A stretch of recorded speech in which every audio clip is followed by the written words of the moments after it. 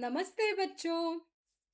मैं मनीषा गोखले आशीष हिंदी क्लासेस में आप सभी का स्वागत है। आज के वीडियो में हम चर्चा करेंगे आपकी पाठ्य पुस्तक गंगा के गद्य खंड से पाठ 2 क्या लिखूं। यह एक निबंध है जिसे लिखा है पदुमलाल पुन्नालाल बख्शी जी ने। आइए इनके बारे में जान लेते हैं। इनका जन्म 1894 में खेरागढ़ राजनंदगांव छत्तीसगढ़ में हुआ था और निधन 1971 में। आप कुशल आलोचक, निबंधकार, कवि और हास्य व्यंग्यकार थे। आपके लेखन में समाज सुधार, अध्यात्म और लोक जीवन की प्रमुखता है। आपकी रचनाओं में भारतीय और पाश्चात्य साहित्य सिद्धांतों का सामंजस्य मिलता है। आपकी प्रमुख रचनाएं हैं पंचपात्र, पद्मवन, प्रबंध पारिजात, कुछ बिखरे पन्ने, ये सभी निबंध संग्रह हैं। शतदल, अश्रुदल ये इनके काव्य संग्रह हैं और झलमला और त्रिवेणी इनके कहानी संग्रह हैं। ये जो पाठ है, ये जो निबंध दिया गया है, उसमें जो कठिन शब्द आए हैं उनके अर्थ मैं यहाँ दे रही हूँ ताकि जब आप पाठ पढ़ें तो उसे समझने में आपको आसानी हो। तो चलिए पाठ शुरू करते हैं। क्या लिखूं?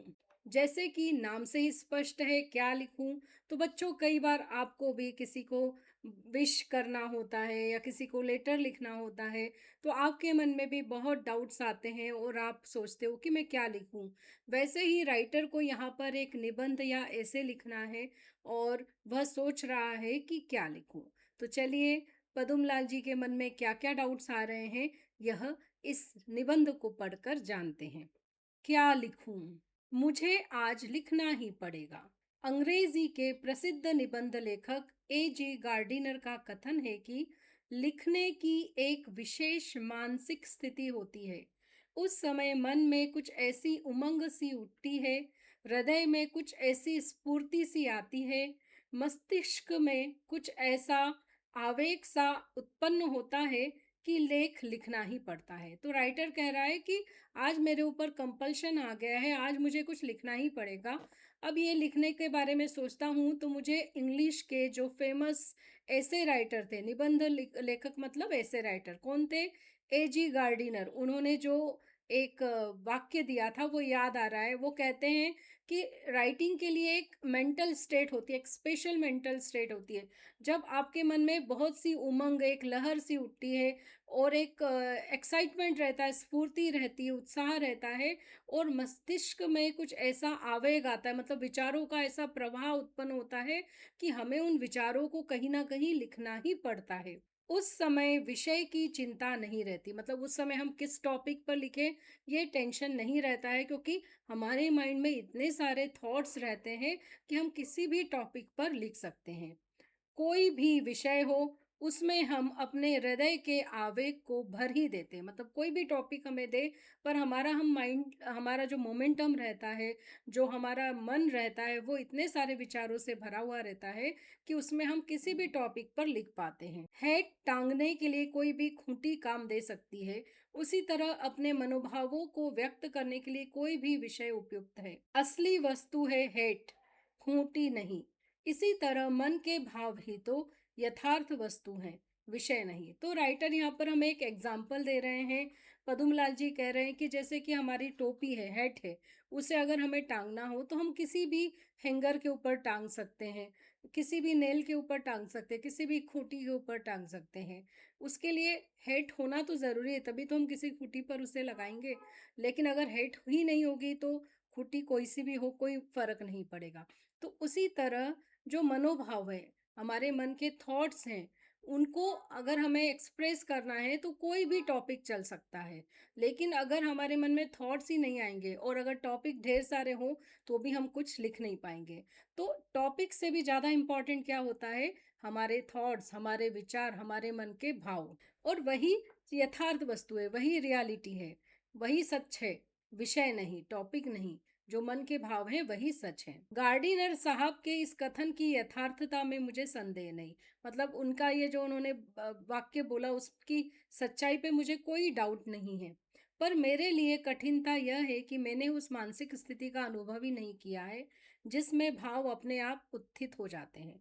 तो राइटर कह रहे हैं कि मेरे लिए कठिनता मतलब मुश्किल यह है, कठिनता मतलब मुश्किल। तो राइटर के लिए मुश्किल बात यह है कि उसने जब भी कुछ लिखा है तो कभी ऐसी सिचुएशन ही नहीं आई जब मन में एक आवेग आया हो और बहुत सारे भाव उत्पन्न हो गए हो, एक मोमेंटम हुआ हो और अपने आप ही भाव आ गए हो, मतलब उत्थित हो गए हो, मतलब उठ रहे हो और लिखे गए हो। मुझे तो सोचना पड़ता है, चिंता करनी पड़ती है, परिश्रम करना पड़ता है, तब कहीं मैं एक निबंध लिख सकता हूँ। तो वो कहते हैं कि मैं जब भी लिखता हूँ तो मुझे पहले उसके बारे में थिंक करना पड़ता है, सोचना पड़ता है, उसके ऊपर मैं थोड़ी चिंता भी करता हूँ, परेशान भी होता हूँ उस टॉपिक पे और मेहनत करता हूँ, अलग-अलग जगह से कंटेंट इकट्ठा करता हूँ, तब कहीं जाकर मैं एक निबंध लिख पाता हूँ। आज तो मुझे विशेष परिश्रम करना पड़ेगा, क्योंकि मुझे कोई साधारण निबंध नहीं लिखना है। आज मुझे नमिता और अमिता के लिए आदर्श निबंध लिखना होगा। नमिता का आदेश है कि मैं दूर के ढोल सुहावने होते हैं इस विषय पर लिखूं और अमिता का आग्रह है कि मैं समाज सुधार पर लिखूं। ये दोनों ही विषय परीक्षा में आ चुके हैं और उन दोनों पर आदर्श निबंध लिखकर मुझे उन दोनों को निबंध रचना का रहस्य समझाना पड़ेगा। तो राइटर कह रहा है कि आज मुझे कोई सिंपल ऐसे नहीं लिखना है, बल्कि मुझे आज कोई पर्टिकुलर एक विशेष ऐसे लिखना है नमिता और अमिता के लिए। नमिता की ने उसने ऑर्डर किया है कि दूर के ढोल सुहावने होते इस टॉपिक पर निबंध लिखो। वहीं अमिता पीछे पड़ी है कि समाज सुधार के ऊपर आप इस टॉपिक पर निबंध लिखो और मुझे एक मतलब बोलते हैं ना आइडियल निबंध लिखना है, एक आदर्श निबंध, एक जो कि जिससे कि कोई भी सीख सके कि निबंध कैसे लिखा जाता है। तो इसके लिए राइटर कह रहा है कि मुझे कुछ खास विशेष मतलब खास परिश्रम मतलब मेहनत करनी पड़ेगी, तब जाकर मैं ये निबंध लिख सकूँगा। क्योंकि ये दोनों विषय उनकी एग्ज़ाम में आ चुके हैं और वो दोनों जानना चाहती है कि एक आदर्श मतलब जो एक महत्वपूर्ण हो ऐसा निबंध कैसे लिखा जाता है, उसको कैसे बनाया जाता है, किस तरह से उसकी रचना की जाती है, कैसे उसका निर्माण किया जाता है, उसके बारे में उन्हें पता चले। दूर के ढोल सुहावने अवश्य होते हैं, पर क्या वे इतने सुहावने होते हैं कि उन पर 5 पेज लिखे जा सकें? तो अब राइटर कह रहा है कि दूर से हमें जो बातें पता चलती हैं, जो हम पास से नहीं देखते हैं, वो सुहावनी मतलब अच्छी बहुत लगती है। एक मुहावरा है बच्चों, जिसका मतलब होता है कि दूर से कोई चीज़ हमें बहुत अच्छी लगती है, लेकिन ज़रूरी नहीं है कि पास हो आने पर या पास से वही वस्तु बहुत अच्छी दिखे। मतलब जो चीज़ें दूर से बहुत अच्छी दिखती हैं, वो पास आने पर अच्छी नहीं होती है। तो राइटर यहाँ कह रहा है कि क्या ये दूर के ढोल इतने सुहावने होते हैं, इतने अच्छे होते हैं कि इस टॉपिक पर 5 पेजेस लिखे जा सकें? इसी प्रकार जिस समाज सुधार की चर्चा अनादिकाल से लेकर आज तक होती आ रही है और जिसके संबंध में बड़े-बड़े विज्ञों में भी विरोध है, उसको मैं 5 पेज में कैसे लिख दूँ? तो राइटर को ये दोनों ही टॉपिक बहुत टफ लग रहे हैं, बहुत कठिन लग रहे हैं, इसलिए वो बोल रहे हैं कि दूर के ढोल सुहावने होते हैं, ये बात सही है। दूर से आपको किसी बारे में पता चले तो आपको लगेगा अरे वाह! कितने अच्छी चीज़ है, कितना अच्छा होता है, जब तक कि आप उसे रियलिटी में जाकर, पास में जाकर नहीं देखते हैं। पर उसके ऊपर 5 पेजेस में क्या लिखेंगे, ये राइटर के लिए एक क्वेश्चन मार्क है। इसी तरह वो बोल रहा है समाज सुधार मतलब समाज को सुधारना, उसमें कुछ अच्छा काम करना। इसके ऊपर डिस्कशन तो अनादिकाल से मतलब पूर्व समय से बहुत पहले से चलता आ रहा है। लेकिन इसके संबंध में भी जो बड़े-बड़े विज्ञ मतलब विद्वान, उन विद्वानों में भी विरोध है। मतलब उनमें भी आपस में कॉन्फ्लिक्ट है। और जब उन लोगों में इतना कॉन्फ्लिक्ट है, तो ऐसे टॉपिक पर 5 पेजेस कैसे लिखे जाएँ? ये राइटर के मन में बहुत बड़ा डाउट है। मैंने सोचा कि सबसे पहले निबंध शास्त्र के आचार्यों की सम्मति जान लूं। तो अब राइटर क्या सोच रहा है कि सबसे पहले मैं ऐसा करता हूँ कि चूंकि मुझे ऐसे लिखना है, निबंध लिखना है, तो ये जो निबंध शास्त्र है, निबंध शास्त्र मतलब निबंध के बारे में वह किताब जिसमें कि निबंध कैसे लिखा जाए उसके नियम होते हैं, उसके जो महान लोग हैं, महान लेखक हैं, जो आचार्य हैं, जो टीचर हैं, जो हमें निबंध कैसे लिखना है ये सिखाते हैं, उनका विचार क्या है, उनकी सम्मति क्या है, वह जान लूँ। पहले यह तो समझ लूँ कि आदर्श निबंध है क्या और वह कैसे लिखा जाता है। तब फिर मैं विषय की चिंता करूँगा। इसलिए मैंने निबंध शास्त्र के कई आचार्यों की रचनाएं देखी। तो अब राइटर पहले ये जानना चाहता है कि एक आदर्श, एक एग्जाम्पलरी या एक आइडियल निबंध अगर लिखना है तो वो कैसे लिखा जाना चाहिए, टॉपिक क्या है, उसके ऊपर टेंशन नहीं ले रहे हैं। अब राइटर पहले ये जानना चाहते हैं कि एक आदर्श निबंध लिखा कैसे जाता है। और इसके लिए उन्होंने सबसे पहले क्या किया, जो निबंध शास्त्र है, मतलब निबंध के नियमों से संबंधित जो किताबें हैं, उनके जो कई आचार्य हुए हैं, जो ये एक शास्त्र है, एक साइंस है निबंध लिखने का भी, उससे रिलेटेड जो आचार्य हैं, जो मेन मेन टीचर्स हैं, उनकी किताबें उन्होंने देखी। एक विद्वान का कथन है कि निबंध छोटा होना चाहिए। तो उसमें से एक जो विद्वान है, एक स्कॉलर है, उनका कहना है कि निबंध बहुत लंबा चौड़ा नहीं होना चाहिए, छोटा होना चाहिए। छोटा निबंध बड़े की अपेक्षा अधिक अच्छा होता है, क्योंकि बड़े निबंध में रचना की सुंदरता नहीं बनी रह सकती। इस कथन को मान लेने में ही मेरा लाभ है। तो उन्होंने क्या कारण बताया कि छोटा निबंध जो होता है, कंपेयर टू बड़े निबंध क्यों अच्छा होता है, क्योंकि जब हम जितना बढ़ाते जाते हैं ना, तो उसकी जो ब्यूटी होती है, उसकी जो सुंदरता होती है, जो आपने जो निबंध लिखा है, जो रचना की है, जो लिखा है, उसकी सुंदरता कम होने लगती है, वैसी बनी नहीं रहती है। तो राइटर कह रहा है कि यह तो बात मैं भी मानता हूँ, और इसको मानने में मेरा फ़ायदा भी है, क्योंकि मैं बहुत ज़्यादा, वैसे भी मुझे कंटेंट ही नहीं मिल रहा है इन 2 टॉपिक्स पर लिखने के लिए। तो इस कथन को मानने में, ये जो उन्होंने बोला है विचार, उसको मान लेने में और या उसको फ़ॉलो करने में मेरा बहुत फ़ायदा है। मुझे छोटा ही निबंध लिखना है, बड़ा नहीं। पर लिखूँ कैसे? पर ये निबंध लिखूँ कैसे? निबंध शास्त्र के उन्हीं आचार्य महोदय का कथन है कि निबंध के 2 प्रधान अंग हैं, सामग्री और शैली। तो राइटर कह रहा है कि जो निबंध शास्त्र है, निबंध कैसे लिखा जाए, उसके नियमों की जो किताब है, उसमें उन्हीं आचार्य ने, उन्हीं स्कॉलर ने एक और बात की है कि निबंध के 2 इम्पॉर्टेंट पार्ट्स होते हैं। अंग मतलब भाग या पार्ट। क्या होते हैं? एक तो सामग्री, सामग्री मतलब कंटेंट, उसके बारे में क्या-क्या जानकारी आपके पास में है, उस टॉपिक से रिलेटेड इंफॉर्मेशन या कंटेंट। और दूसरा है शैली, लिखने का ढंग, आपका तरीका। तो पहले तो मुझे सामग्री एकत्र करनी होगी, विचार समूह संचित करना होगा। इसके लिए मुझे मनन करना चाहिए, है ना? तो राइटर कह रहा है कि अब ये जो पॉइंट है, ये बहुत इंपॉर्टेंट है, तो इसलिए इसके लिए मुझे पहले कंटेंट इकट्ठा करना पड़ेगा। उसके लिए विचार मन में जोड़ने होंगे, जमा करने होंगे। संचित करना मतलब जमा करना, और इसके लिए मुझे मनन करना होगा, मतलब मन में ध्यान करना होगा, सोचना होगा। यह तो सच है कि जिसने जिस विषय का अच्छा अध्ययन किया है, उसके विषय में उस विषय के विचार आते हैं। अब देखो बच्चों, कभी आप कोई स्टोरी पढ़ते हो, तो जब आप फ्री टाइम में रहते हो, तो उस स्टोरी के बारे में आपके मन में थॉट्स आते हैं कि नहीं आते हैं? वैसे ही राइटर कह रहा है कि हम जो टॉपिक ज़्यादा पढ़ते हैं, जिसका अध्ययन मतलब जिसकी रीडिंग हम ज़्यादा से ज़्यादा करते हैं, तो हमारे माइंड में उस टॉपिक के जो विचार हैं, थॉट्स हैं, वो ज़्यादा आते हैं। पर यह कौन जानता था कि दूर के ढोल सुहावने पर भी निबंध लिखने की आवश्यकता होगी। पर राइटर कह रहा है कि यूजुअली जनरल टॉपिक्स जो रहते हैं, उस पर निबंध लिखे जाते हैं। ये किसको पता था कि दूर के ढोल सुहावने, इस मुहावरे के ऊपर भी एक निबंध लिखने की जरूरत पड़ेगी। यदि यह बात पहले से ज्ञात होती, तो पुस्तकालय में जाकर इस विषय का अनुसंधान कर लेता।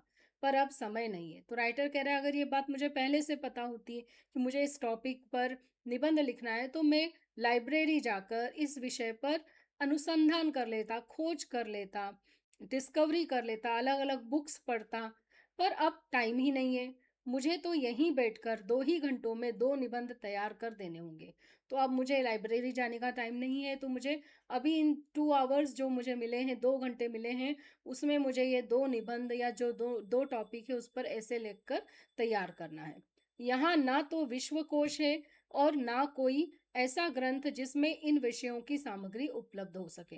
तो विश्वकोश मतलब डिक्शनरी हम बोल सकते हैं, या एनसाइक्लोपीडिया बोल सकते हैं, और या फिर कोई ऐसा ग्रंथ या ऐसी किताब जिसमें इन 2 टॉपिक से रिलेटेड कंटेंट उपलब्ध हो, अवेलेबल हो, ऐसा कोई भी ना तो इनके पास एनसाइक्लोपीडिया है राइटर के पास, ना डिक्शनरी है, ना ही कोई ऐसी किताब है।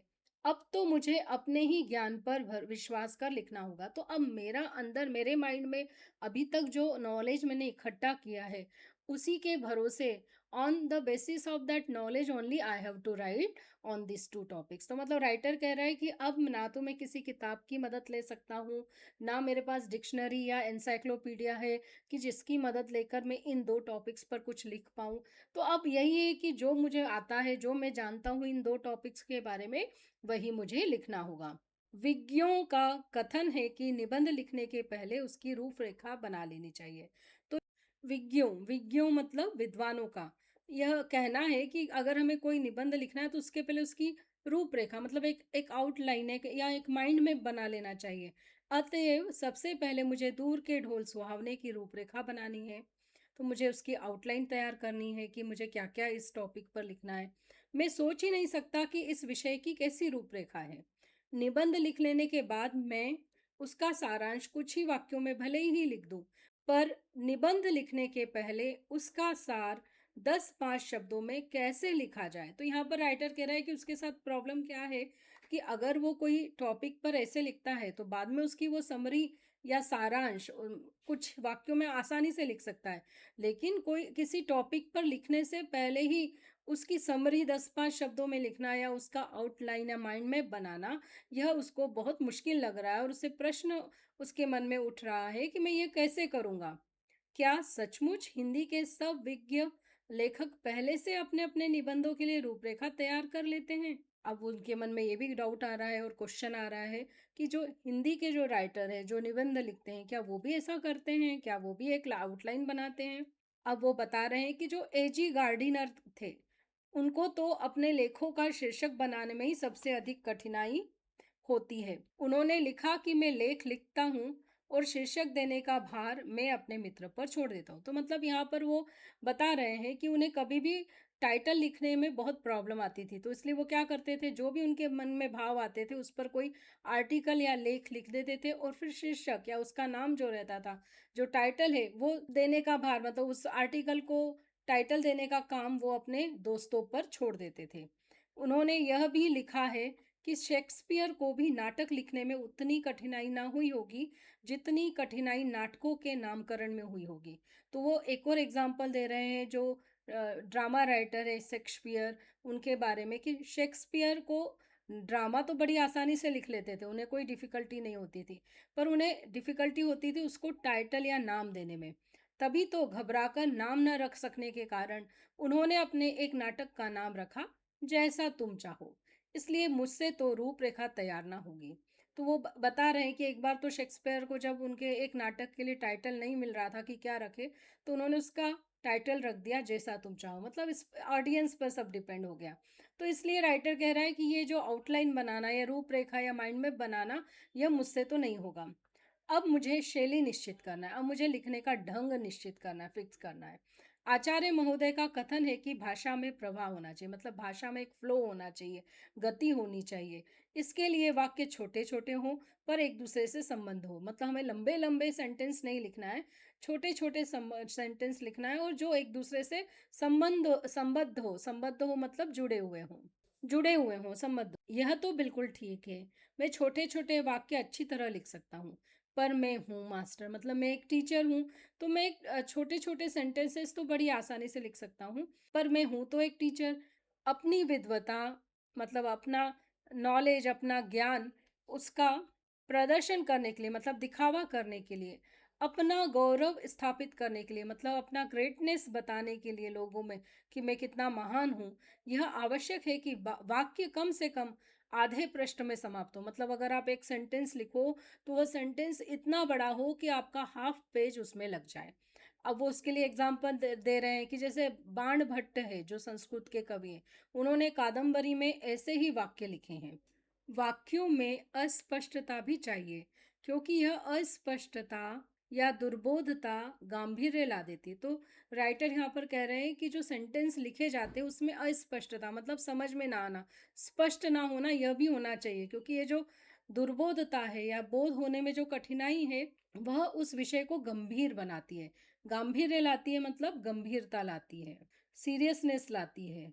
इसीलिए संस्कृत के प्रसिद्ध कवि श्री हर्ष ने जानबूझकर अपने काव्य में ऐसी गुत्थियां डाल दी हैं जो अज्ञों से ना सुलझ सके और सेनापति ने भी अपनी कविता दुर्बोध कर दी है। तो राइटर इसीलिए वो एग्जाम्पल दे रहे हैं। संस्कृत के एक प्रसिद्ध फेमस कवि रहे हैं श्रीहर्ष, तो वो कह रहे हैं कि उन्होंने जानबूझकर मतलब वांटेडली अपनी कविता में ऐसी कठिनाइयाँ या गुत्थियाँ जो सुलझे ना, वो डाल दिए, ऐसे कठिन शब्द उपयोग किए हैं जो अज्ञों से मतलब जो ना समझ है, जो सामान्य लोग हैं, उन्हें नहीं समझ में आते हैं। और जो सेनापति है, जो भी एक कवि थे, उन्होंने भी अपनी कविता दुर्बोध कर दी है ताकि उसमें गंभीरता दिखे।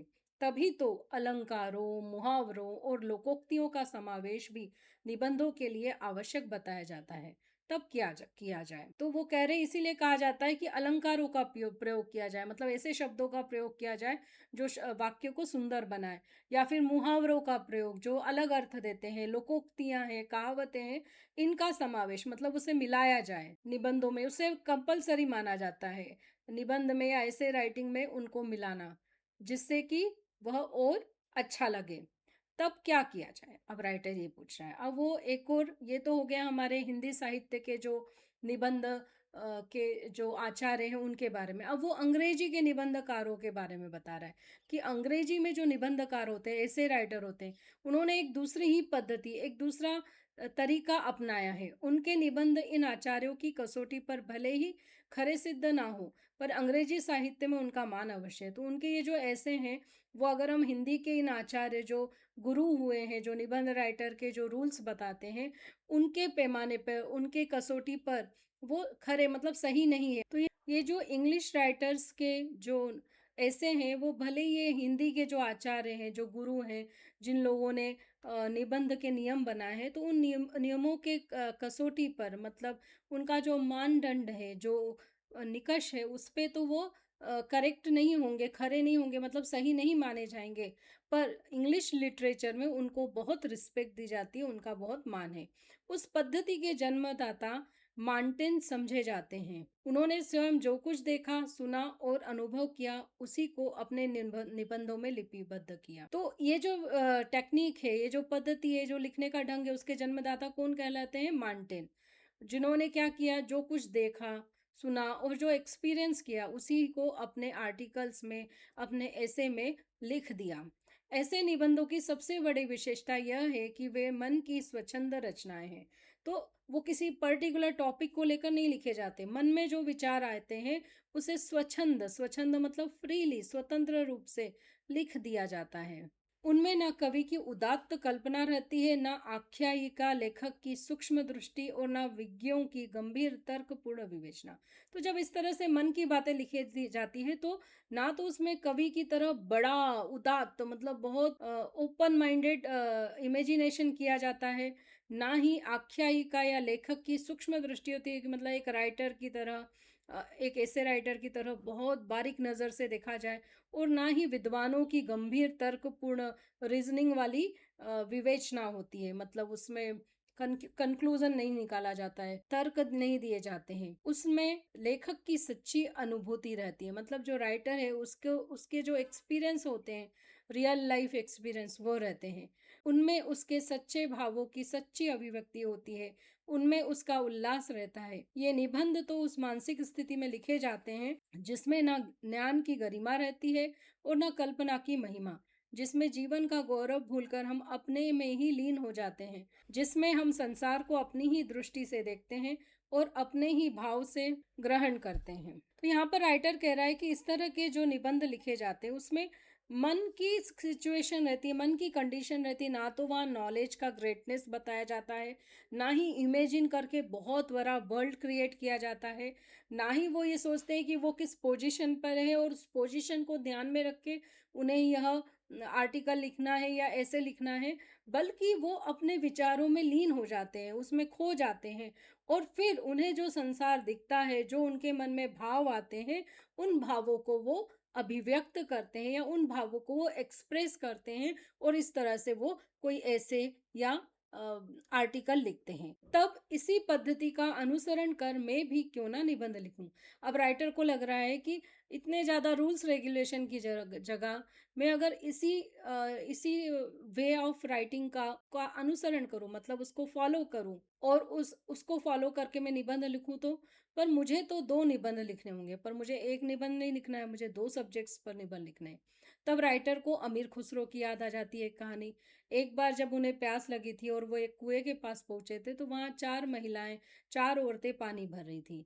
पानी मांगने पर पहले उनमें से एक ने खीर पर कविता सुनने की इच्छा प्रकट की, दूसरी ने चरखे पर, तीसरी ने कुत्ते पर और चौथी ने ढोल। अब महिलाएं हैं, उन्हें पता है कि ये बहुत फेमस पोएट हैं, तो उन्हें देखकर वो सब खुश भी हो गई और उनसे कहने लगी कि हमें इस टॉपिक पर कविता सुनाओ, हमें उस टॉपिक पर कविता सुनाओ, हमें इस पर सुनाओ।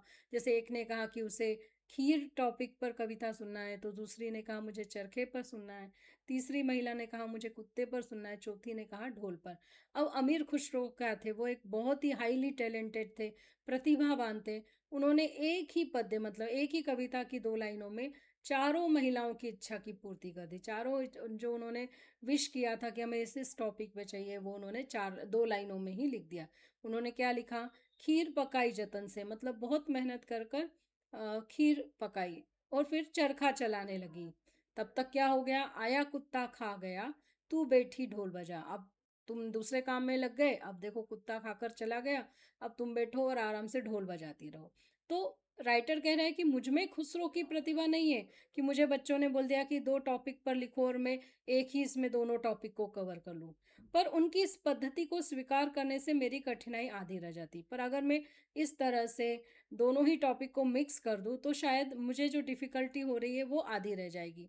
मैं भी दो एक निबंध में इन दोनों विषयों का समावेश कर दूंगा। तो उन्होंने सोचा मैं उनके जैसा हाईली टैलेंटेड नहीं हूँ, पर ये जो टेक्निक है ये मैं अगर फॉलो करूँ, तो मेरी जो प्रॉब्लम है आधी सॉल्व हो जाएगी। अब मुझे क्या, दो निबंध की जगह केवल एक निबंध लिखना होगा और इस एक निबंध में मैं दोनों टॉपिक्स को समावेश कर लूंगा, मतलब दोनों को ही एक में मिक्स कर दूंगा, मिला दूंगा। अब राइटर फिर अब अपना निबंध लिखना शुरू कर रहे हैं। तो वो कह रहे हैं कि दूर के ढोल सुहावने होते हैं क्योंकि उनकी कर्कशता दूर तक नहीं पहुंचती है। तो मतलब जो ढोल का तेज आवाज है, जो कर्कश आवाज है, वह दूर तक नहीं पहुंचता, इसलिए जो दूर से जो ढोल बज रहे हैं वो बड़े सुहावने अच्छे लगते हैं। तब जब ढोल के पास बैठे हुए लोगों के कान के पर्दे फटते रहते हैं, तब दूर किसी नदी के तट पर संध्या समय किसी दूसरे के कान में वही शब्द मधुरता का संचार कर देते हैं। तो मतलब राइटर कह रहे हैं कि जो उस ढोल के पास बैठे हुए लोग हैं, और उन लोगों के कान के पर्दे तो फटते रहते, मतलब इतनी तेज आवाज होती है कि कान दुखने लगता है। वहीं जो दूर किसी नदी के तट पर, नदी के किनारे पर शाम के समय कोई बैठा हुआ है, तो उसके कान को वही जो आवाज है वो बहुत मधुर लगती है। ढोल के उन्हीं शब्दों को सुनकर वह अपने हृदय में किसी के विवाहोत्सव का चित्र अंकित कर लेता है। मतलब ढोल सुनकर उसको लगता है कि शायद किसी के यहाँ शादी हो रही है और उसकी आंखों के सामने उस शादी का चित्र, कि लोग किस तरह से नाच रहे होंगे, ढोलक वाला बजा रहा होगा, दूल्हा दुल्हन कैसे आ रहे होंगे, वो सब उसके मन में एक पिक्चर खिंच जाता है। कोलाहल से पूर्ण घर के कोने में बैठी हुई किसी लज्जाशील नववधु की कल्पना वह अपने मन में कर लेता है। तो जब शादी वाला घर होगा तो कोलाहल मतलब बहुत आवाजें होंगी पूरे घर में, और वहीं एक कोने में शर्माती हुई, लज्जाशील मतलब शर्माती हुई नववधु, मतलब जिसकी शादी होने वाली है, वह दुल्हन बैठी हुई होगी, और यह जो इमेजिनेशन है वो उसके मन में कर लेता है। उस नववधु के प्रेम, उल्लास, संकोच, आशंका और विषाद से युक्त हृदय के कंपन ढोल की कर्कश ध्वनि को मधुर बना देते हैं। तो वो जो दुल्हन है वो कितनी खुश होगी, है ना, उल्लास मतलब खुशी होगी, उसके मन में कितना प्यार होगा कि वह अब अपने पति के घर जाने वाली है।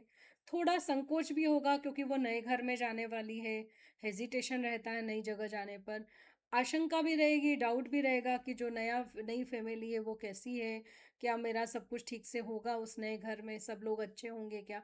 और विषाद, विषाद मतलब दुख भी रहता है क्योंकि वो अपनी फैमिली को छोड़कर नई फैमिली में जा रही है। तो ऐसे हृदय के कंपन, उसके दिल के धड़कने की जो आवाज़ है, वह ढोल की कर्कश ध्वनि को भी मधुर बना देते हैं। मतलब ऐसे धड़कते दिल की जो आवाज़ है, जो कंपन है, वह उस ढोल की जो मतलब कटु आवाज़ आ रही है, बहुत कर्कश, बहुत तेज़ आवाज़ है, उसे भी मधुर बना देते हैं। सच तो यह है कि ढोल की ध्वनि के साथ आनंद का कलरव, उत्सव का प्रमोद और प्रेम का संगीत, ये तीनों मिले रहते हैं। तो ढोल की आवाज़ भले ही तेज़ होती है, लेकिन उसके साथ में जो लोग खुशी-खुशी सब लोग हँसी मज़ाक करते रहते हैं, उत्सव का प्रमोद रहता है, आनंद रहता है और प्रेम का जो संगीत रहता है, प्रेम भरे गीत गाए जाते हैं, तीनों मिले हुए रहते हैं, इसलिए वो ढोल कर्कश नहीं लगता। तभी उसकी कर्कशता समीपस्थ लोगों को भी कटु नहीं प्रतीत होती और दूरस्थ लोगों के लिए तो वह अत्यंत मधुर बन जाती। तो चूँकि ये जो ढोल बजता है, उस समय सभी लोग उस विवाह का, उस उत्सव का आनंद लेते रहते हैं, सब उत्साहित रहते हैं, सब गाते-बजाते रहते हैं, खुश रहते हैं, तो इसलिए वो जो कर्कश आवाज़ है, वो पास में जो लोग हैं, समीपस्थ मतलब पास में, तो जो पास में बैठे हुए लोग हैं, उन्हें भी कर्कश नहीं लगता है। अगर कोई बीमार हो, किसी का सर दर्द हो रहा हो, तो ही उसे कटु या कड़वा फ़ील होगा, वो नहीं तो वो सब एन्जॉय करते हैं, उस ढोल पे नाचने लगते हैं, थिरकने लगते हैं। और जो दूरस्थ है, दूरस्थ मतलब दूर, तो जो दूर बैठा हुआ व्यक्ति है, उसके लिए तो वह और भी ज़्यादा मधुर, मीठा बन जाता है। यह बात सच है कि दूर रहने से हमें यथार्थता की कठोरता का अनुभव नहीं होता है। मतलब हमें सच्चाई कितनी कठोर होती है, यथार्थता मतलब सच्चाई। तो इसका पता हमें दूर रहने से नहीं होता है। दूर से हमें लगता है कि क्या कठिनाई होगी, कोई मुश्किल नहीं होगी, क्या होता है, सब ठीक होता है। तो दूर रहने पे हमें जो प्रॉब्लम है, वो सही मालूम नहीं पड़ती है। यही कारण है कि जो तरुण संसार के जीवन संग्राम से दूर है, जो यंग बच्चे या आप लोग हो, आप जो केवल स्टडीज़ कर रहे हो, आपको आपके मदर फादर क्या स्ट्रगल कर रहे हैं, ऑफिसेस में क्या प्रॉब्लम होती है या फिर घर में क्या-क्या प्रॉब्लम्स रहती हैं, इनसे आप अवेयर नहीं रहते। मतलब संसार के या जीवन के जो संग्राम है, जीवन की जो लड़ाई है, जीवन में जो प्रॉब्लम्स रहती हैं, उनसे आप लोग दूर हैं। तो आपको तो यही लगता है कि मम्मा-पापा कितना एन्जॉय करते हैं, रोज़ ऑफ़िस जाते हैं, अच्छे-अच्छे कपड़े पहनते हैं, फ्रेंड से बात करते हैं। पर उनके ऊपर जो ऑफ़िस वर्क का जो प्रेशर रहता है, इससे आप सभी लोग अवेयर नहीं रहते, या घर में मम्मा के ऊपर कितने सारे रिस्पॉन्सिबिलिटीज़ रहती है, ये आप लोगों को पता नहीं रहता है। तो जो तरुण, जो यंग लोग हैं, जो इन रिस्पॉन्सिबिलिटीज़ को नहीं ले रहे हैं, उन्हें ये जो संसार का चित्र है, वो बड़ा ही मनमोहक प्रतीत होता है, बहुत सुंदर लगता है। या जो वृद्ध हो गए, जो बूढ़े हो गए हैं, जो अपनी बाल्यावस्था और तरुणावस्था से दूर हट आए हैं, मतलब अब ना तो वो बच्चे रहे हैं, ना ही वो यंग है, या वो बूढ़े हो गए, तो उन्हें अपना अतीत काल, मतलब अपना भूतकाल, जो पुराना समय है, उसकी स्मृति बड़ी सुखद लगती है, बड़ी अच्छी लगती है कि हमारे समय में हम ये करते थे, हम वो करते थे। और वो अपने अतीत के, मतलब भूतकाल का ही स्वप्न देखते रहते हैं। मतलब वो हमेशा इसी सपने में रहते हैं कि हमने ये किया था, वो किया था। फ्यूचर में तो कुछ रहता नहीं है उनके पास, क्योंकि हेल्थ और उम्र साथ नहीं देती है। तो ऐसे में फिर वो अपने भूतकाल के साथ ही जुड़े हुए रहते हैं। और जो तरुण हैं, जो यंग लोग हैं, वो तरुणों के लिए जैसे भविष्य उज्जवल होता है, उन्हें लगता है कि फ्यूचर ब्राइट है। वैसे ही जो वृद्ध हैं, जो बूढ़े, उनके लिए ये अतीत, या मतलब अपना भूतकाल, बीता हुआ समय, उनका जो पास्ट होता है, वह उन्हें बहुत ही ब्राइट लगता है। उन्हें फ्यूचर तो अच्छा लगता ही नहीं है और प्रेज़ेंट भी उतना अच्छा नहीं लगता है, क्योंकि वो कर्ता-धर्ता नहीं रहते हैं, अब वो उनका शरीर उनका साथ नहीं देता है। तो इसलिए उन्हें उनका भूतकाल या जो अतीत है, वो ब्राइट लगता है। वर्तमान से दोनों को असंतोष, मतलब अनसैटिस्फाइड रहते हैं, उन्हें संतोष नहीं होता है। तरुण भविष्य को वर्तमान में लाना चाहते हैं, वो चाहते हैं कि वो जो फ्यूचर में देख रहे हैं, वो कब रियलिटी में बदलेगा, और वृद्ध अतीत को खींचकर वर्तमान में देखना चाहते हैं। तो वहीं जो बूढ़े लोग होते हैं, उन्हें अभी भविष्य में तो कुछ नहीं है, तो अब वो जो अतीत है, उनका जो बीता हुआ समय, उनकी इच्छा होती है कि काश वो वापस आ जाए। तो तरुण क्रांति के समर्थक होते हैं और वृद्ध अतीत गौरव के संरक्षक। तो तरुण क्या चाहते हैं? क्रांति करना चाहते हैं, रिवॉल्यूशन लाना चाहते हैं, उसको सपोर्ट करते हैं वो लोग। समर्थक होना मतलब उसको सपोर्ट करना, उसका समर्थन करना। वहीं जो बूढ़े लोग रहते हैं, वो पुराने समय में जो घटनाएँ घटी हैं, उसका गौरव गाते हैं और उसको सुरक्षित रखना चाहते हैं। इन्हीं दोनों के कारण वर्तमान सदैव शुभ रहता है। तो इन दोनों के कारण क्या होता है, जो आज का वर्तमान समय, वो हमेशा शुभ उदास रहता है, और इसी से वर्तमान काल सदैव सुधारों का काल बना रहता है। अब चूँकि वर्तमान में कुछ हो ही नहीं रहा है, बूढ़े चाहते हैं कि पुराने समय के हिसाब से इसमें ये चेंजेस हों, और जो यंग जनरेशन है, वो चाहते हैं कि फ्यूचरिस्टिक चेंजेस हों।